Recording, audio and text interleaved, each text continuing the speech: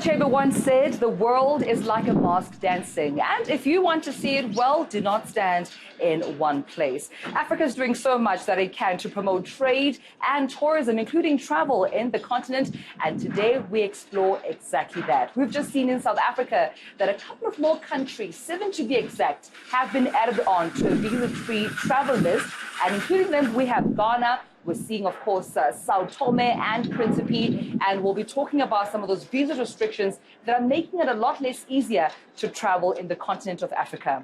Well, Jumbo, welcome, Sawubona. I'm Dumela Motutwane, and this is #Africa.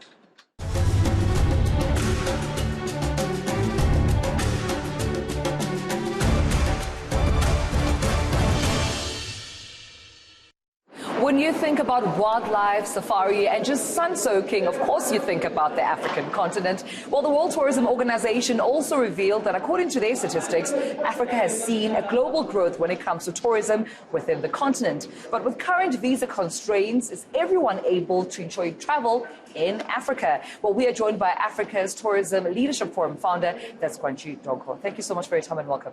Thank you very much, and good evening to everyone who is watching.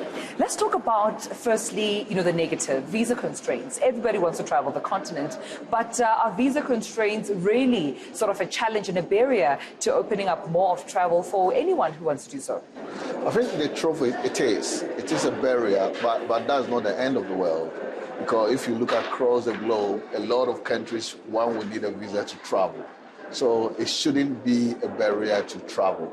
I think there are more issues that pose challenges than just visa.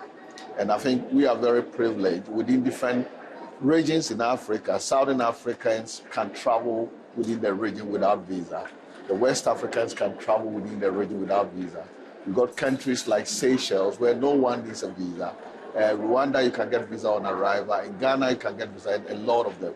So it's not actually a barrier. I think we need a lot more education to understand that we can enjoy the best of resources as far as tourism is concerned within our own region and within the whole continent. Well, the South African Home Affairs Department recently announced that they've opened up, of course, a couple of countries within the continent and overseas as well, saying that around, when we look at the likes of Ghana, the UAE, as you mentioned, as well as Qatar, you wouldn't need, obviously, to have a visa. It would be more of a visa-free entry to SA. Is this a step in the right direction? I think it's a fantastic step to the right direction, and it's a very progressive policy for the country. It's something that is going to help to boost whatever arrivals that South Africa has been earning from the continent. And I think South Africa being the gateway to the continent, and I would say being one of the market leaders as far as trade and tourism is concerned, it's a very progressive policy. And I commend the policymakers, the ministers and the president, and whoever is supporting that initiative for doing such a fantastic work. The advantage for that is that other countries are going to follow suit. So the level of visa openness is going to actually improve for the rest of the continent. It's technology actually is the driver. It's one of the key drivers for tourism these days. From making airline bookings, hotel reservation, checking in at airports. So technology is a major driver. Visa on arrival is extremely critical, but e-visa is always the best, if you could.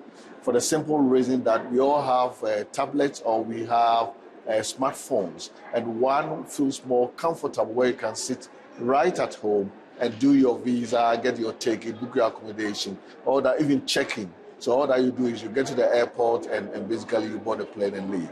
So e-visa is something that I'm sure a lot of countries are looking at. The challenge that we have is obviously South Africa data cost is very high, and a lot of Africa, although we got smartphone, data cost is very high. So it requires us in the tourism industry not just to advocate for visa and openness and stuff like that, but also advocate for improvement in our technology and access to technology. Indeed, Kwantji, thank you so much for your time. Thank you very much. Well, that's where we leave our conversation with Kwantji Donkor from the Africa Tourism Leadership Forum. And I don't just leave you like that. We've got some news and views from across the continent. 7 people were killed and 27 wounded following an explosion in Somalia's capital, Mogadishu, on Monday. The bomb went off outside a hotel near the international airport. Militant group Al-Shabaab has taken responsibility for the attack. The Democratic Republic of Congo's Health Minister, Oli Ilunga Kalenga, has resigned following what he calls interference in his management of the Ebola outbreak. More than 1,700 people have died so far, making it the second worst outbreak ever. On Saturday, the president announced new managers would be brought in to handle the situation, leading to the minister stepping aside. When we come back, we talk to the CEO of Lanseria International Airport about a new route by Mango airliner from Johannesburg to Zanzibar. And is Ebola making a comeback? We find out after the break.